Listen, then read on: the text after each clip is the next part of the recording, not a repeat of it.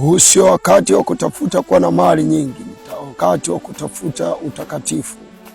Huu sio wakati wa kutafuta utajiri, ni wakati wa kutafuta utakatifu.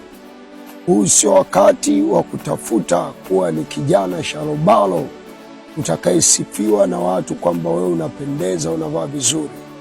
Ni wakati wa kutafuta utakatifu. Tajiri unapita, uzuri wa mtu unapita, mali nyingi zinapita, mke mzuri anapita, mume mzuri anapita. Ni maisha ya utakatifu, maisha ambayo utajivunia popote utakapokuwa, iwe katika maisha haya na hata baada ya maisha haya. Tafuta sana utakatifu, hautajuta. Utakatifu ni nini? Utakatifu ni kufanya ulichotaka kufanya.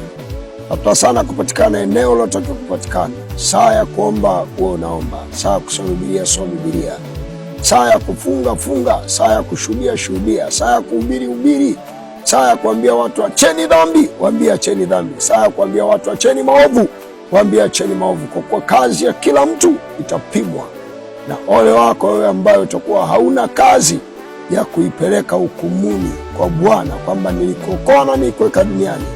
Ulitumiaje wokovu wangu? Ulitumiaje nafasi ya pumzi niliyokuachia? Yuaja na malipo ya kila aina ya maisha ambayo mwanadamu umechagua kuishi.